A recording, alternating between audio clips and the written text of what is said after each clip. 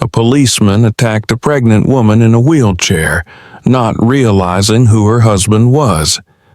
What happened next shocked everyone. Do you want to know how it all ended?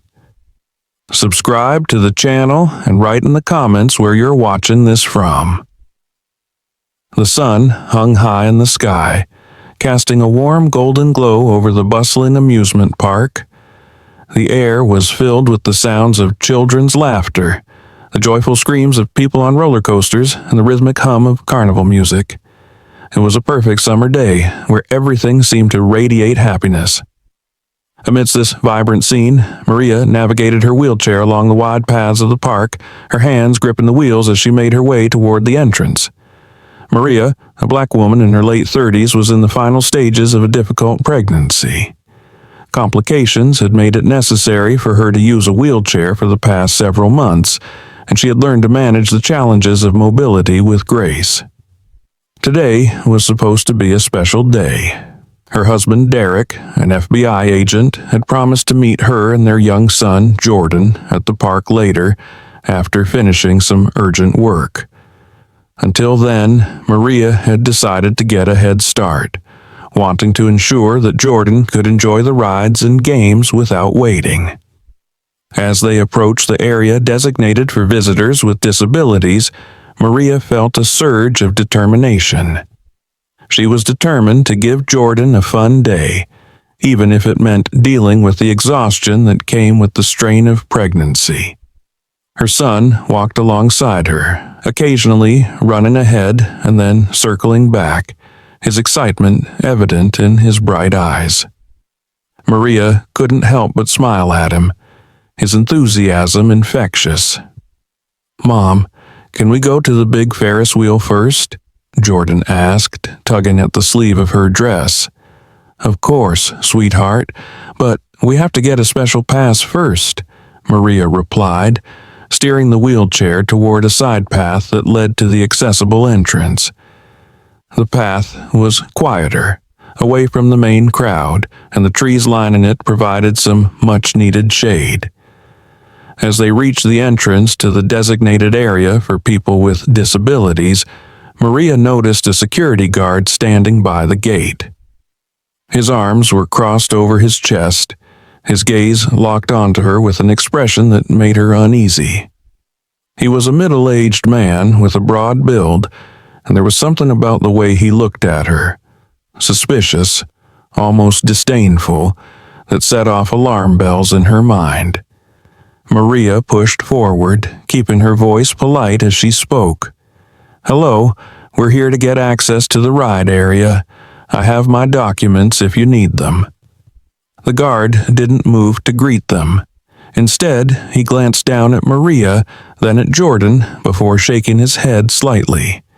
"You sure you're in the right place?" he said, his tone gruff and unfriendly. "This area is for people who actually need it." Maria's smile faded as the implication of his words sank in. She took a slow breath, reminding herself to stay calm. "I do need it," she said, holding up a folder that contained her medical documents. "I'm pregnant and using a wheelchair due to complications." The guard barely glanced at the folder. "You don't look like you need it that bad," he said, his eyes narrowing. "We've had a lot of people trying to take advantage of the system lately. You'd be surprised what some folks will do for special treatment." The dismissal in his voice stung. Jordan, sensing his mother's discomfort, moved closer to her, his small hand gripping the handle of the wheelchair. Maria tightened her grip on the folder, feeling a mixture of frustration and anxiety rise in her chest. She glanced down at Jordan, then back at the guard, keeping her voice steady. "I understand your concerns, but I'm not trying to take advantage of anything," she said, her voice firm but controlled.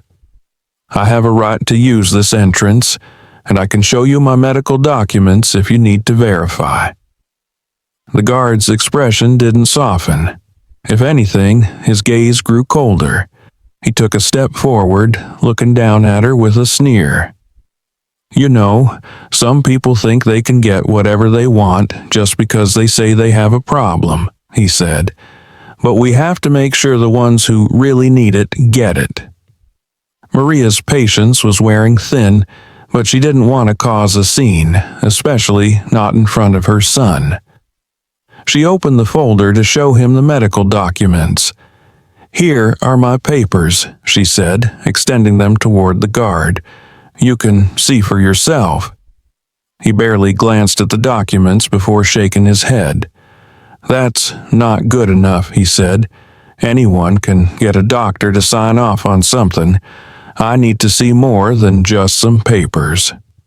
Maria's heart sank. It wasn't just the guard's refusal that stung, but the way he spoke to her, as if she were trying to deceive him, as if she didn't belong. The tension was palpable now, and a few other visitors began to notice the interaction. She glanced around, seeing the curious looks of passers-by who were now turning their attention toward the unfolding situation. Her chest tightened with a mix of anger and humiliation. "Please," she said, struggling to keep her composure. "I'm not trying to cause any problems. I'm just here to enjoy the day with my son." But the guard was already shaking his head again. "I think I'm going to have to call this in," he said, pulling a radio from his belt. "We've had too many people trying to cheat the system lately. Better to be safe." Maria's pulse quickened as she heard the words. Her mind raced, trying to think of how to defuse the situation before it escalated further. She glanced down at Jordan, who was now gripping the wheelchair even tighter, his young face filled with worry. "Is everything okay, Mommy?" he whispered. Maria gave him a reassuring look, even though her own anxiety was mounting. "It's okay, sweetie. We're just trying to sort something out." As the guard spoke into his radio, asking for assistance, Maria felt a surge of frustration and helplessness. She had provided her documents, she had explained her situation, and yet it wasn't enough. It was as if he had already decided that she was trying to deceive him simply because she was a black woman in a wheelchair. She could feel the weight of the stares from the onlookers, could hear the low murmurs of those who were watching the scene unfold. A voice crackled over the guard's radio, confirming that a police officer would be arriving shortly. Maria's heart sank further. She had hoped to avoid involving the authorities, knowing how unpredictable things could get. Her mind flashed back to stories she had read, stories of people who had been mistreated or even harmed during routine encounters with law enforcement. She didn't want Jordan to witness anything like that, but now it seemed there was no turning back. The guard returned the radio to his belt and crossed his arms once more, his expression still stern and unyielding. "You can wait right here until the officer arrives," he said, "and we'll get this sorted out." Maria's hands tightened on the wheels of her chair, her knuckles turning white as she forced herself to stay calm. There was no choice but to wait. She had come to the park hoping for a day of joy, but now she found herself on the brink of a confrontation, one that she hadn't anticipated and wasn't sure how to navigate. As she sat there with Jordan by her side, the noise of the amusement park seemed to fade into the background, leaving only the tension hanging heavy in the air. The moments stretched on like hours as Maria waited by the entrance, the weight of unease settling heavily in her chest. Jordan stood close to her, glancing nervously around. She reached out to touch his arm, trying to convey a calmness she didn't feel, while her thoughts raced with dread about what might happen next. Soon, the flashing lights of a police cruiser became visible in the distance and the crowd began to murmur, turning their attention toward the approaching vehicle. As the car pulled up to the curb, an officer emerged. He was a broad-shouldered man with a square jaw and a look of impatience on his face. His name tag read J. Thompson. As he strode toward Maria, his expression shifted from indifference to thinly veiled disdain. The guard quickly approached him, explaining the situation in a low voice. Although Maria couldn't hear every word, the tone was unmistakably skeptical. The officer's eyes settled on Maria, and he shook his head slightly, as though he had already made a judgment before speaking to her. "Ma'am," he began in a voice that dripped with authority, "I've been told there's a problem here. You're using a wheelchair to get access to this area, but there seems to be some concern about the legitimacy of your need." Maria's jaw tightened as she heard his words, the skepticism clear in his tone. She took a deep breath, trying to keep her voice steady. "I've shown the guard my medical documents," she said, holding up the folder again. "I'm pregnant and experiencing complications that make it difficult for me to walk. That's why I need the wheelchair." But Officer Thompson's expression didn't soften. Instead, he glanced down at the documents, then back up at her with a raised eyebrow. "Anyone can get a doctor's note," he said dismissively. "You'll have to do better than that." The guard, emboldened by the officer's arrival, chimed in. "I told her we've had too many people trying to cheat the system," he said, his voice loud enough for the onlookers to hear. "You'd be amazed at what people will do to get special treatment." Maria felt a flare of anger rise in her chest. It wasn't just that they were questioning her honesty. It was the way they spoke to her, as if she were inherently suspect, as if her word and her documentation were worthless. She knew it wasn't just about her being in a wheelchair. It was also about her being a black woman, and that stung even more. Her voice trembled slightly as she spoke. "I'm not trying to cheat anything. I'm here with my son to enjoy the park, and I have every right to be here." Officer Thompson's gaze grew colder. "If that's the case, then why don't you stand up and show me that you really need that chair?" he said, his voice edged with challenge. "If you're truly unable to walk, it shouldn't be hard to prove." The words struck Maria like a slap. She felt a mix of humiliation and anger coursing through her. It wasn't just that he was questioning her, but that he was openly demanding she perform some kind of test to prove her need, as if she were a criminal on trial. "I can't stand up," she said through gritted teeth. "I told you, I'm experiencing complications that make it dangerous for me to walk." The officer took a step closer, his voice dropping to a more threatening tone. "Well, I'm starting to think you're just trying to cause a scene," he said. "And if you don't cooperate, you could be charged with obstructing an investigation." Maria's hands gripped the arms of her wheelchair tightly. She couldn't believe what she was hearing. It was as though every word she said was being twisted into something incriminating, and no matter how reasonable she tried to be, it wasn't going to matter. Her pulse quickened, and she could feel the heat rising in her face. "I'm not obstructing anything," she said, her voice breaking with frustration. "I'm just trying to explain." But Officer Thompson cut her off. "I've had enough of your excuses," he snapped. "Now either get up and prove you need that chair, or I'll have to escort you out of the park." His hand moved toward the cuffs on his belt, and a few people in the crowd gasped audibly. Jordan's voice, small and filled with fear, broke through the tense atmosphere. "Mommy, what's happening? Are they going to take you away?" His wide eyes looked up at her, tears starting to pool at the corners. The sound of her son's voice seemed to bring Maria back to herself. She turned to Jordan and gently stroked his hair, trying to reassure him even as her own fear grew. "It's going to be okay, sweetheart," she whispered, though she wasn't sure if she believed it herself. The officer glanced down at Jordan, his expression hardening further. "And who's this?" he asked. "Your son? Is he involved in whatever's going on here?" Maria's protective instinct flared. "Leave him out of this," she said sharply, her eyes flashing with defiance. "He's just a child." But Officer Thompson's expression remained stony. "If you don't comply, we may have to take measures to ensure both your safety and his," he said. "That could include taking him into custody until we sort this out." The threat hung in the air like a dark cloud. Maria's heart pounded in her chest as she processed the enormity of the situation.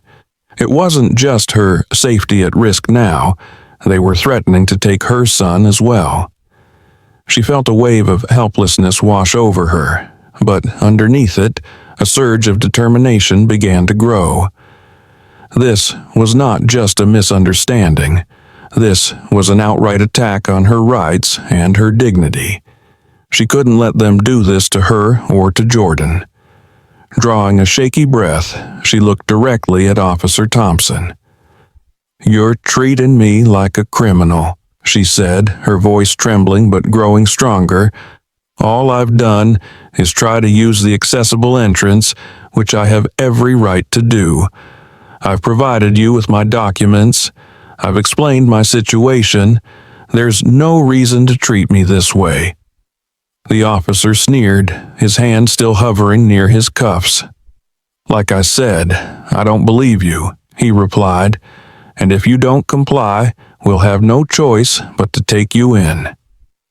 By now, the crowd around them had grown significantly, and murmurs of disapproval were starting to spread.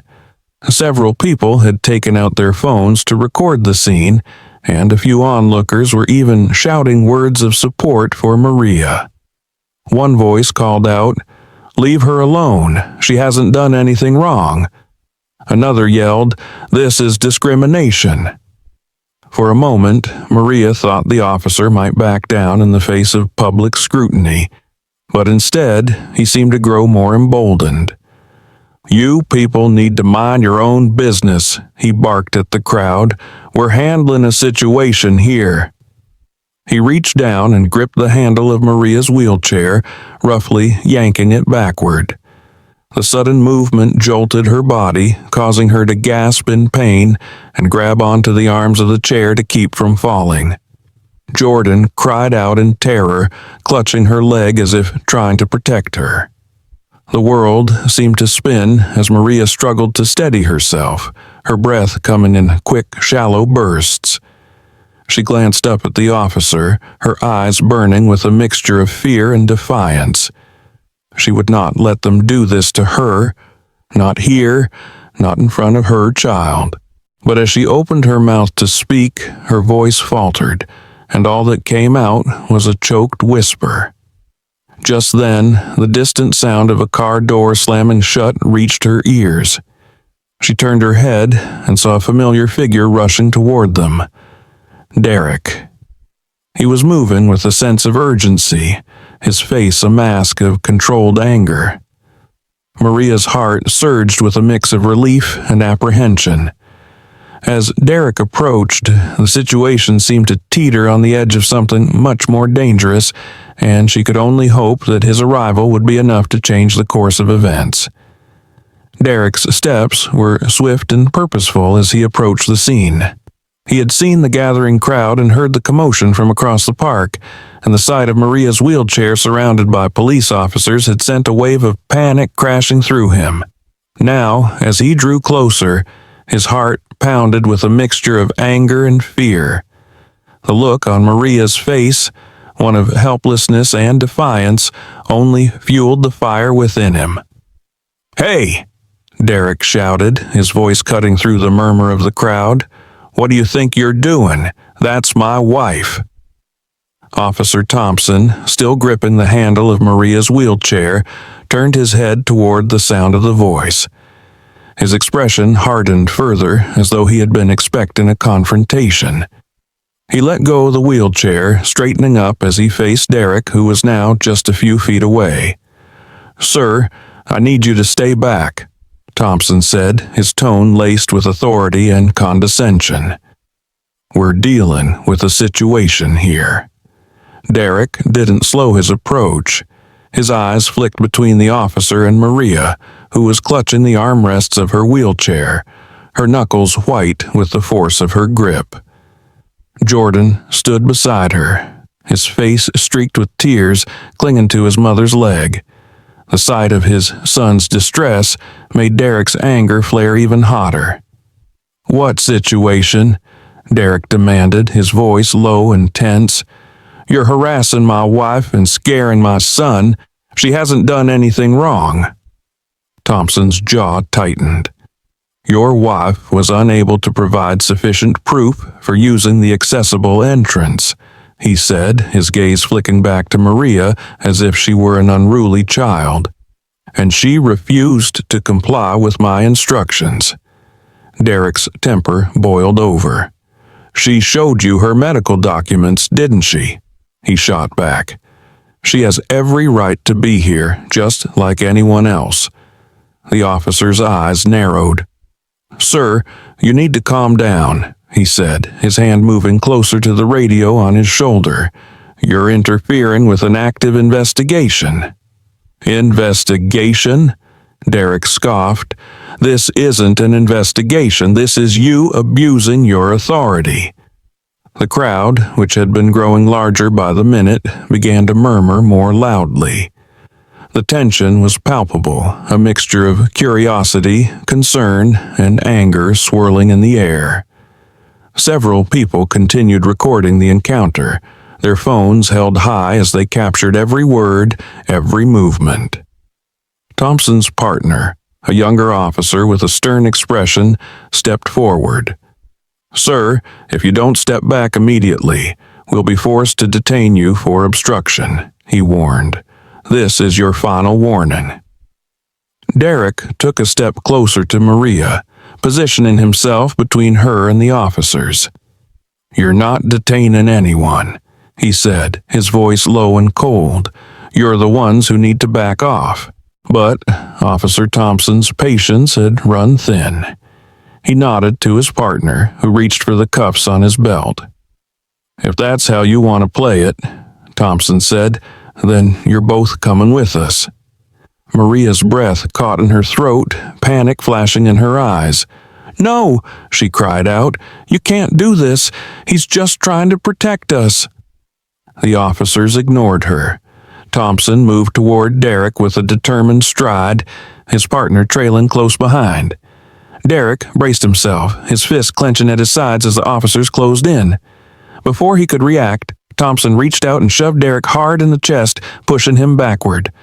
The force of the shove sent Derek stumbling, but he quickly regained his footing, his expression darkening with fury. The crowd gasped in shock, and several voices shouted at the officers to stop. Jordan, still clinging to Maria's leg, began to sob uncontrollably. "Daddy, don't let them take you," he cried, his small voice cracking with fear. Maria's heart pounded as she watched the chaos unfold. It was as though the entire world had spiraled into madness, and there was nothing she could do to stop it. Her voice trembled as she shouted, "Leave us alone! We haven't done anything wrong." Thompson's partner seized Derek by the arm, yanking it behind his back as he reached for the cuffs. "You're under arrest for obstruction and resisting an officer," he said. Derek struggled against the officer's grip, his face twisted with anger. "Let go of me," he yelled. "You have no right to do this." As the officer forced Derek's arm higher, pain shot through his shoulder and he grimaced. The sheer absurdity of the situation struck him like a blow. He was an FBI agent being manhandled by officers who didn't even know who they were dealing with. But revealing his identity now, in this charged atmosphere, could only complicate things further. He needed to find another way to de-escalate the situation. "Look at my wife," Derek shouted, his voice straining with urgency. "She's pregnant and in a wheelchair. Is this how you treat people who need help?" For a split second, the younger officer hesitated, glancing toward Maria, who sat hunched over in her wheelchair, tears streaming down her face. But Thompson's barked order broke through the momentary lapse in action. "Cuff him and put him in the car," he snapped. "We'll deal with her next." Derek's heart clenched at the implication. Next? The word echoed in his mind like a threat. His eyes darted to Maria and Jordan, who were both trembling with fear. He knew he couldn't let this go any further. Just as the younger officer was about to tighten the cuffs around Derek's wrists, a voice from the crowd rang out loud and clear, "This is wrong. They haven't done anything to deserve this." The voice belonged to an older woman who had been watching the entire scene unfold. She stepped forward, raising her phone in the air.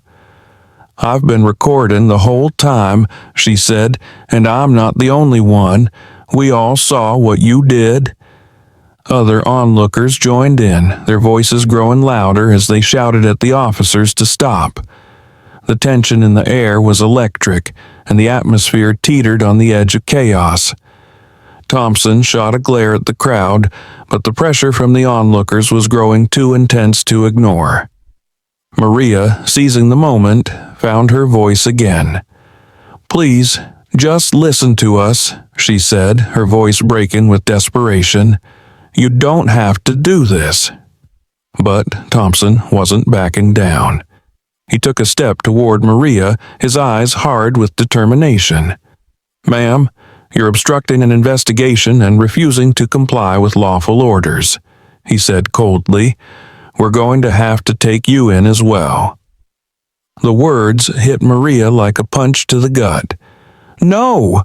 she cried out, her hands trembling as she gripped the armrests of her wheelchair. "I can't go anywhere. I'm pregnant, and I need medical care." Thompson's partner looked uncertain for the first time, glancing back at the crowd, which was now chanting for the officers to stop. Several people were holding their phones up, capturing every second of the encounter. The pressure was mounting, and even Thompson seemed to realize that the situation was spiraling out of control. But rather than back down, he doubled down. "Ma'am, I'm giving you one last chance," he said, his voice steely. "Either you cooperate, or we're going to have to use force." Derek's mind raced as he struggled against the cuffs that were now loosely hanging from his wrists. He had to act fast. With one final burst of strength, he twisted his body, breaking free from the younger officer's grip. Before Thompson could react, Derek stepped forward and shouted, "Enough!" The word exploded from him with a force that seemed to stop time. The crowd fell silent, and all eyes turned toward him. Derek reached into his pocket and pulled out his FBI badge, holding it high for everyone to see. "I am a federal agent," he said, his voice clear and commanding. "And you are violating my family's rights." Thompson's face went pale as the badge glinted in the sunlight. He took a step back, the full weight of what was happening finally sinking in. The younger officer froze, his hand still on the cuffs, uncertainty flickering in his eyes.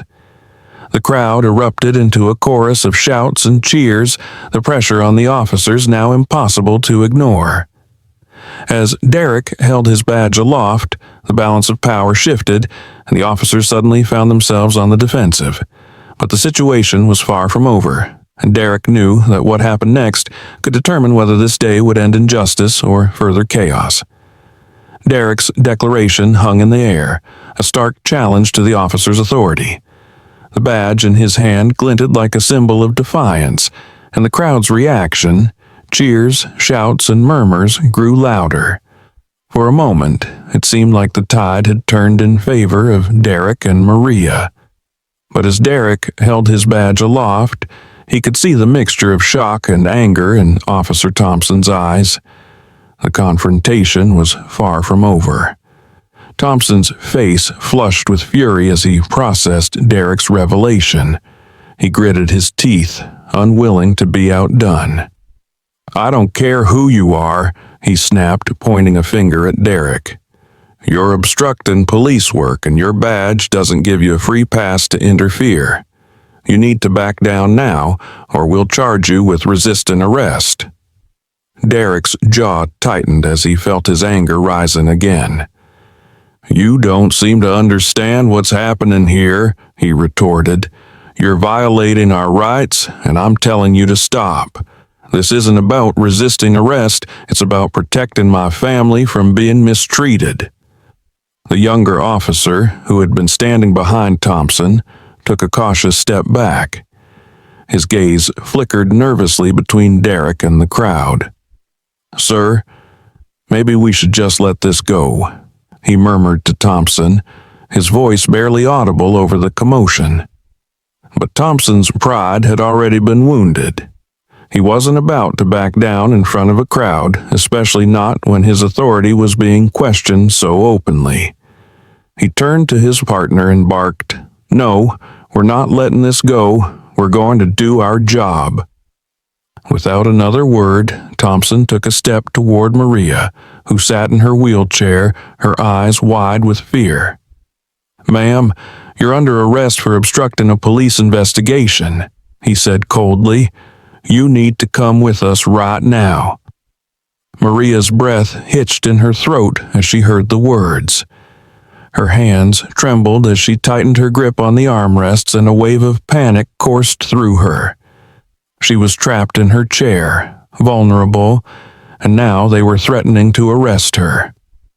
The absurdity of it all struck her like a blow. She was a pregnant woman in a wheelchair, facing arrest for simply trying to use an accessible entrance. "Please," she said, her voice breaking, "I'm not doing anything wrong. I've shown you my documents. I just want to take my son to enjoy the park." But Thompson was unmoved. His hand reached for the cuffs on his belt, and the crowd erupted in a fresh wave of outrage. "You can explain that to the judge," he said dismissively, as though her pleas meant nothing to him. Derek's heart raced as he watched Thompson move toward Maria, his hands gripping the cuffs. There was no way he could allow them to take her away.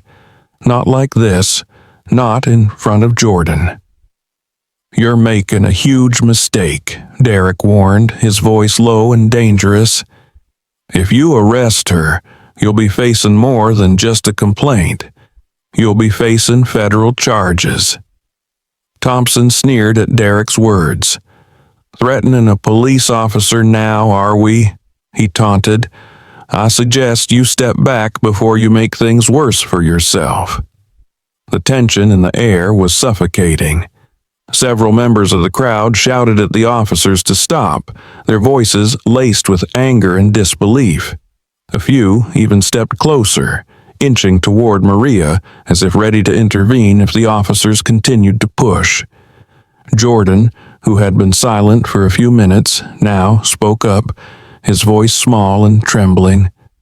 "Mommy, don't let them take you," he whimpered, clinging to her leg with all his strength. His tear-streaked face twisted with fear, and the sight of her son's terror tore at Maria's heart. A lump formed in Maria's throat as she reached down to touch Jordan's head, her hand shaking. "It's okay, baby," she whispered, though her own voice was filled with dread. "I'm not going anywhere." Thompson, however, wasn't interested in hearing any more explanations. He moved behind Maria, reaching down to grab the handles of her wheelchair. "You're coming with us," he said, his tone leaving no room for argument. As he began to pull the chair backward, Maria cried out in pain, clutching her belly as a sharp spasm shot through her. Her body jerked involuntarily, and she let out a gasp that seemed to silence the crowd for a moment. The suddenness of her reaction made Thompson freeze, but his expression remained harsh. "Let's not make this more difficult than it needs to be," he growled, though there was a flicker of doubt in his eyes. Derek's mind raced as he saw the pained expression on Maria's face. He knew he had to act quickly. He took a step forward, raising his voice above the noise of the crowd. "She's in pain," he shouted. "She needs medical attention, not handcuffs." The crowd erupted again, their outrage mounting. "You're going to hurt her," one person shouted. "She's pregnant. What's wrong with you?" yelled another. But Thompson's grip on the wheelchair tightened. He glanced around at the growing number of onlookers, the cameras trained on him, and the faces twisted in disgust at his actions. His jaw clenched as he realized that he was rapidly losing control of the situation. The younger officer, now visibly shaken by the unfolding events, placed a hand on Thompson's shoulder. "We need to stop," he urged, his voice shaking. "This is getting out of hand." For a moment, Thompson's resolve seemed to waver, but his stubborn pride won out. "No," he said through gritted teeth, "we're doing this by the book." He looked down at Maria, who was still clutching her stomach. "Ma'am, if you don't cooperate, we'll have to use more force." Maria's breath came in short gasps as she struggled to stay composed. The pain in her abdomen was still sharp, and the thought of being taken away in her condition filled her with terror. She glanced up at Derek, her eyes pleading for help. Derek's mind raced. He could see that words alone weren't going to de-escalate the situation now. The officers were too determined to assert their authority, and the crowd was too outraged to remain passive for much longer. He knew he had to do something drastic to shift the momentum, to take control of the situation before it escalated into violence. With a sudden burst of resolve, Derek raised his badge again and took a step toward the officers. "I'm ordering you to stand down," he commanded, his voice ringing with authority. "This woman is my wife, and she is in medical distress. You are violating federal law by continuing to detain her under these circumstances." The declaration drew a collective gasp from the crowd, and for a split second, Thompson hesitated. The weight of Derek's words, the power of the badge, and the eyes of the growing number of witnesses seemed to press down on him all at once. But rather than relent, he sneered at Derek, defiance glinting in his eyes. "You think you're above the law because you're with the FBI?" he spat. "Out here, we make the rules." Derek's blood boiled at the arrogance and cruelty in Thompson's tone. "And I'll make sure you answer for breaking them," he shot back, his voice edged with fury. In a flash, Thompson yanked on the wheelchair again, his face twisted in frustration. The chair jolted backward, causing Maria to cry out once more, her hands gripping the armrests as she tried to keep from falling. The sheer brutality of the action ignited something in the crowd, a tipping point where the anger transformed into a desire to act. Several people stepped forward, closing the distance between themselves and the officers. "You're going to hurt her! Stop!" one woman shouted, her voice trembling with outrage. "We're not going to let you do this!" Suddenly, a man in his 40s moved closer to Derek. "Let us help," he said urgently. "You're right. We can't let them get away with this." The man's words were followed by others in the crowd who echoed sentiments of support and anger toward the officers. Thompson, realizing that he was losing control, took a step back and reached for his radio. "We need more units here," he barked into the receiver. "The situation is escalating." The younger officer turned to Thompson, his expression one of doubt and fear. "Maybe we should back off," he said, his voice barely above a whisper. "It's not worth it." Thompson's face darkened, but before he could respond, Derek took advantage of the momentary distraction. He stepped toward Maria, grabbing the wheelchair handle himself. "Get your hands off her," he said, his voice cold and unyielding. The two men locked eyes, and for an instant it seemed like the situation would erupt into violence. But then, the sound of sirens in the distance broke through the noise of the crowd, signaling the arrival of additional officers. Derek felt a surge of urgency. This was his last chance to shift the course of events. He bent down to Maria, his voice low but intense. "I'm not going to let them take you," he said. "We'll fight this together, whatever it takes." Maria nodded, her tears mingling with sweat as she looked up at him. "I know," she whispered, her voice full of a desperate hope. "We won't let them win." As the additional squad cars arrived, the atmosphere crackled with tension, a silent acknowledgement that what happened next could change everything. The air was thick with tension as the sirens wailed louder, signaling the arrival of more officers. The crowd surged forward, their voices a cacophony of anger, outrage, and concern. Maria gripped the arms of her wheelchair, her knuckles white, while Derek stood protectively in front of her, defiant and unyielding.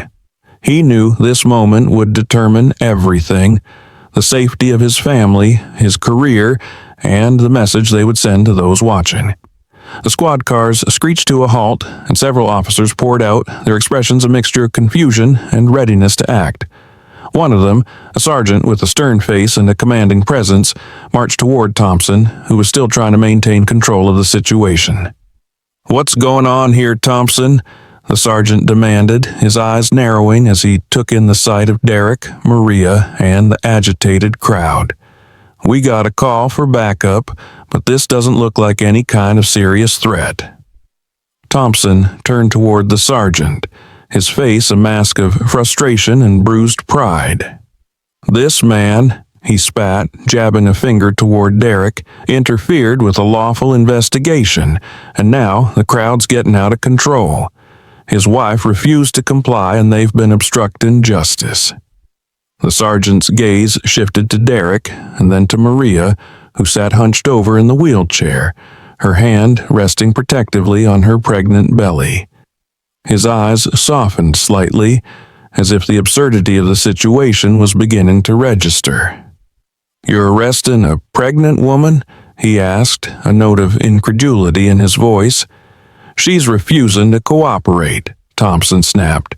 "And this guy," he gestured toward Derek again, "claims he's with the FBI."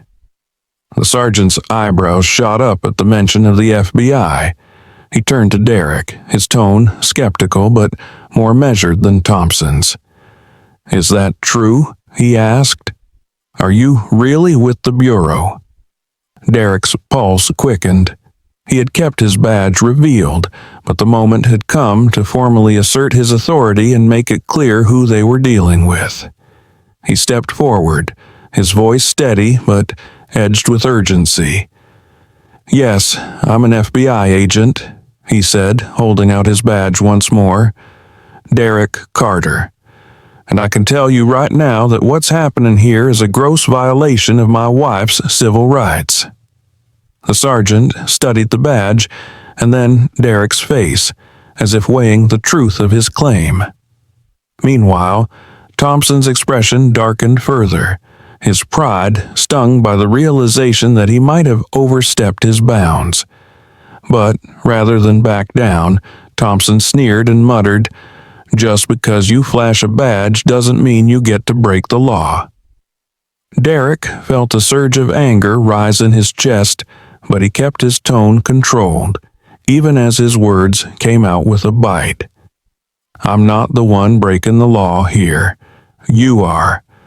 You've threatened my pregnant wife with arrest despite her providing medical documentation.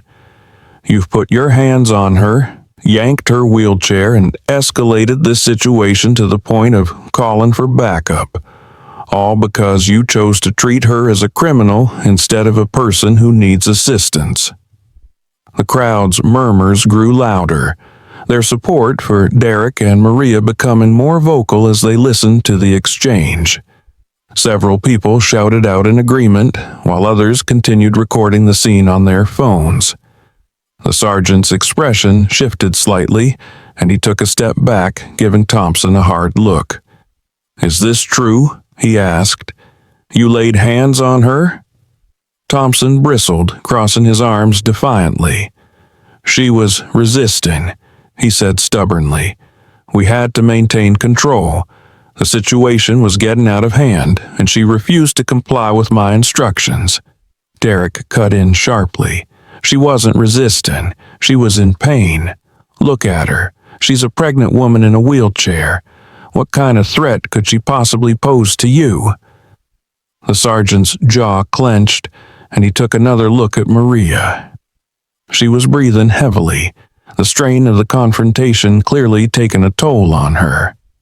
His eyes softened as he took in her condition, her obvious vulnerability. He glanced back at Thompson, his expression hardening.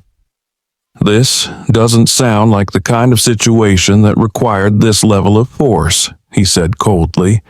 "You should have exercised more discretion."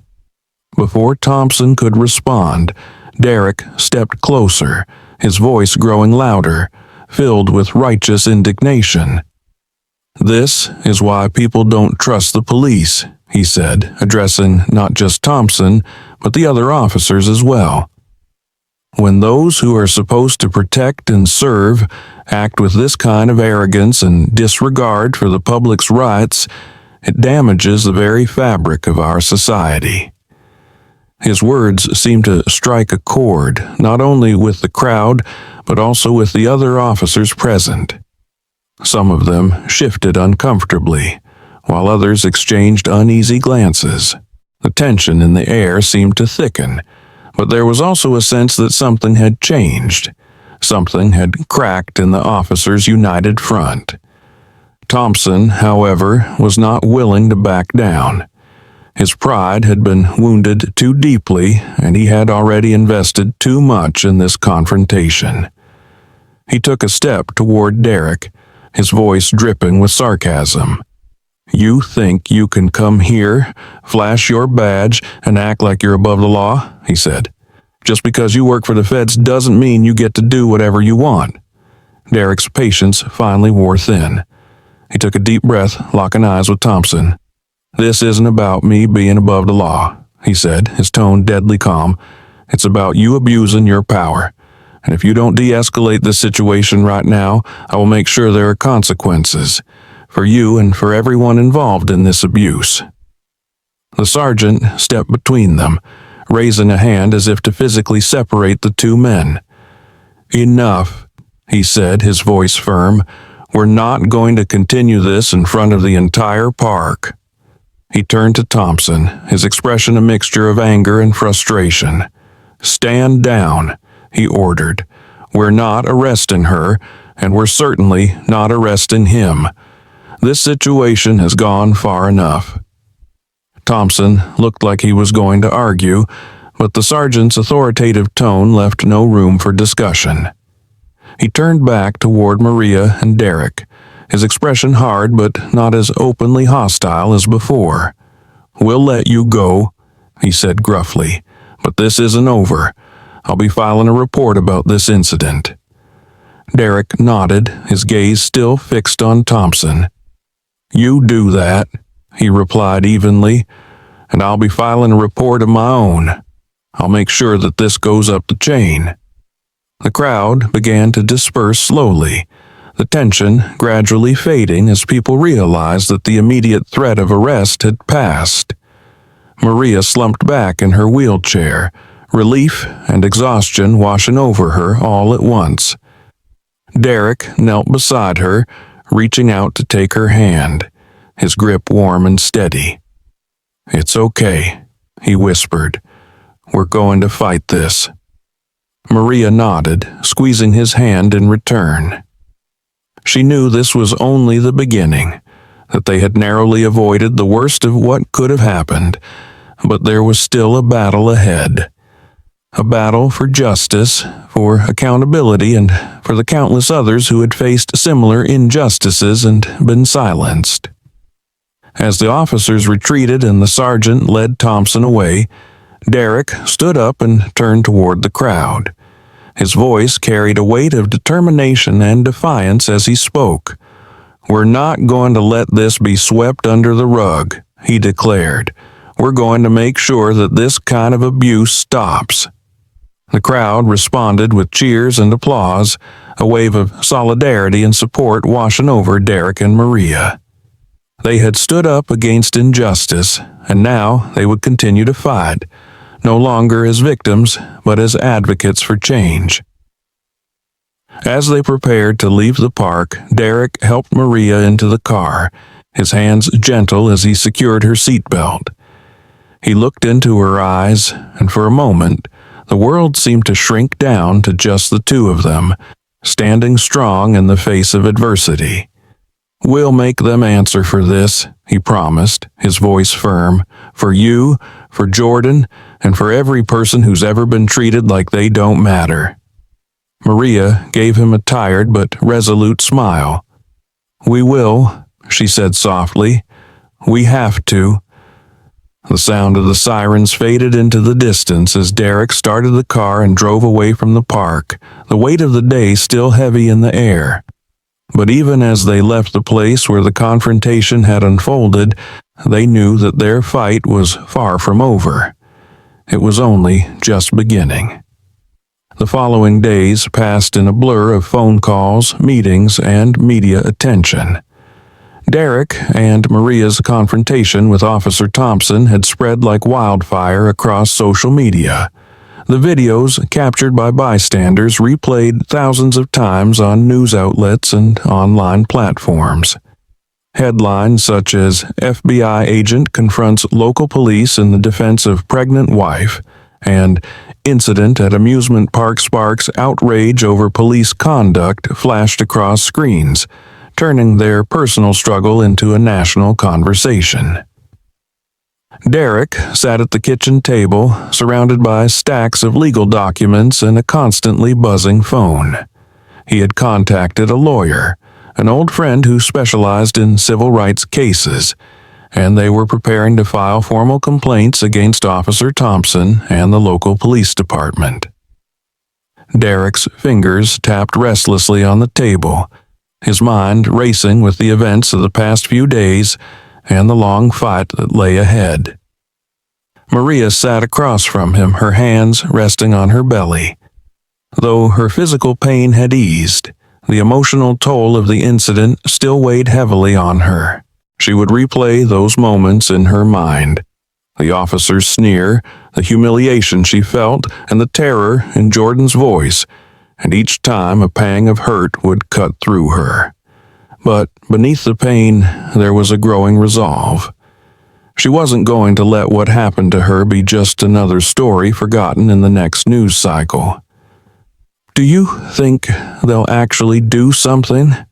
Maria asked, her voice quiet but tinged with hope. "The police department, I mean. Do you think they'll hold him accountable?" Derek looked up, meeting her eyes. He knew that change was never guaranteed, that the system had a way of protecting its own, but he also knew that this time they had the public's attention, and he wasn't going to let that go to waste. "They don't have a choice," he said, his tone firm. "There are too many people watching, too many witnesses. We have to make them act." As if on cue, Derek's phone buzzed with another message, this time from a local civil rights organization that had taken an interest in their case. They were organizing a rally in support of Maria, calling for greater accountability and reform within the police department. They wanted Derek to speak, to share their story and keep the momentum for change going. Maria reached out, placing her hand over his. "We should do it," she said, her voice steady despite the fear she still carried. "If it helps prevent this from happening to someone else, then it's worth it."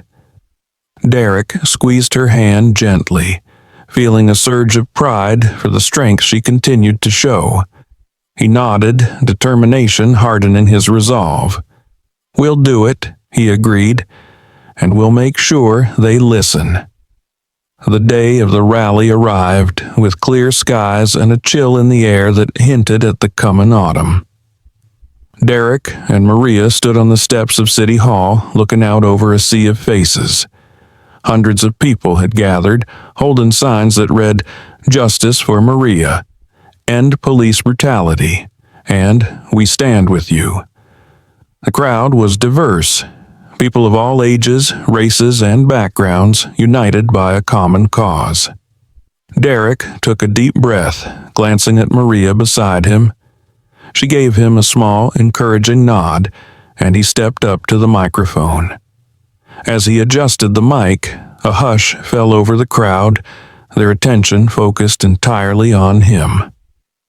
"My name is Derek Carter," he began, his voice carrying over the assembled crowd.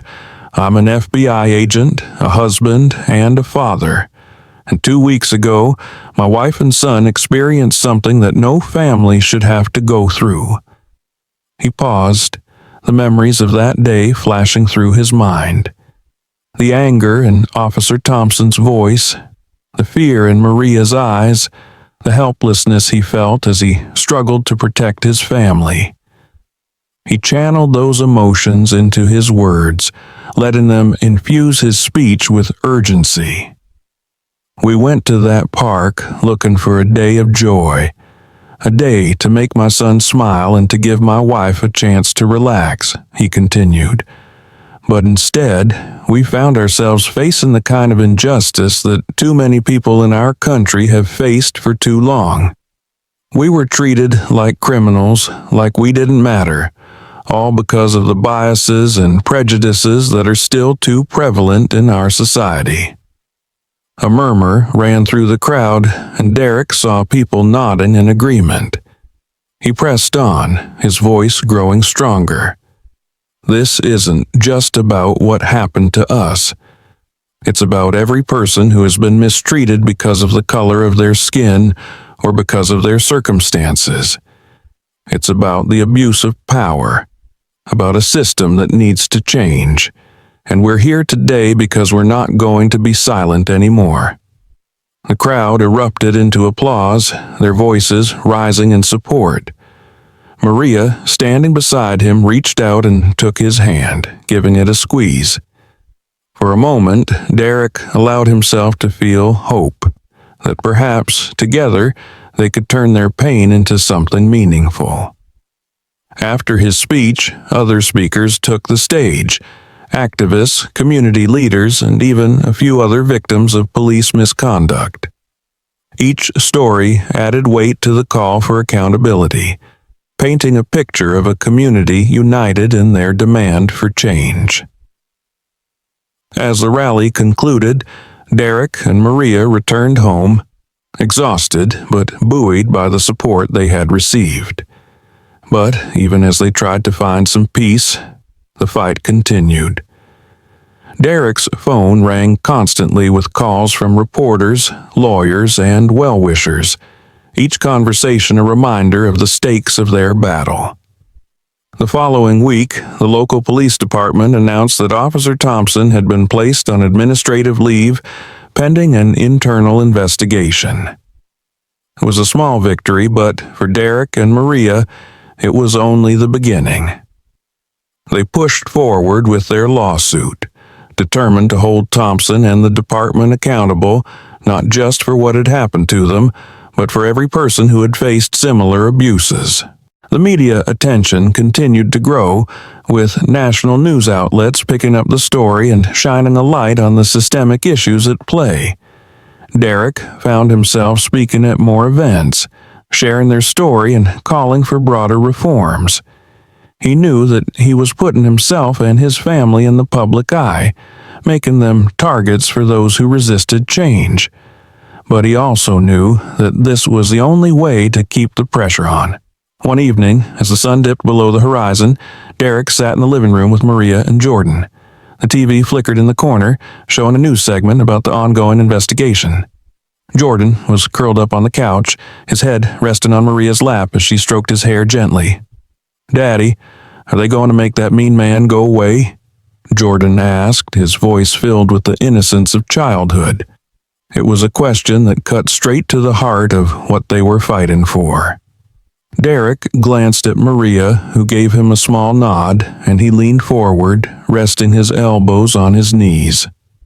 "I don't know, buddy," he said honestly, "but we're going to do everything we can to make sure that what happened to us doesn't happen to anyone else. And there are a lot of people who believe in that too." Jordan seemed to think about this for a moment, then nodded slowly. "I want to help too when I grow up," he said, "so no one has to be scared." Maria's eyes filled with tears as she listened to her son's words, and she reached out to hug him tightly. "You're already helping, sweetie," she whispered. "You're helping just by being here." Derek felt a lump in his throat as he watched them, and he knew that no matter how difficult the road ahead might be, they had something worth fighting for, something that made every challenge, every moment of fear, worthwhile. Months later, the investigation concluded, and Officer Thompson faced a disciplinary hearing. The department, under public pressure and scrutiny, announced new training programs and a review of their practices. It wasn't the sweeping reform that Derek and Maria had hoped for, but it was a step in the right direction, a sign that their efforts had made a difference. In the end, Thompson was stripped of his badge, facing charges for his actions at the park. The trial was a public spectacle, with testimonies from witnesses, video evidence, and the voices of those who had been inspired by Derek and Maria's stand. As the verdict was read, guilty of abuse of power and misconduct, Derek squeezed Maria's hand, feeling a weight lift from his chest. It wasn't a complete victory, but it was a validation that their fight had been worth it. Outside the courthouse, the crowd gathered again, this time in celebration. Derek and Maria stood together, their hands intertwined, looking out over the faces of those who had supported them. They knew that there was still so much work to be done, but they also knew that they had the strength to keep pushing forward, together. As they left the courthouse that day, with the sun shining down and the chance of justice for Mariah ringing in their ears, Derek and Maria walked away with a renewed sense of purpose. They had faced the darkness and refused to be broken. And now they were ready to build a future where no one would have to face the same fear and pain they had endured. The fight for justice had only just begun, but they were prepared for whatever came next, side by side and never alone. Thank you for watching. If you enjoyed this story and want to hear more, make sure to subscribe to our channel and turn on notifications so you don't miss any new videos. Check out our other stories for more powerful and inspiring moments. Your support means a lot. Let us know your thoughts in the comments and stay tuned for more content.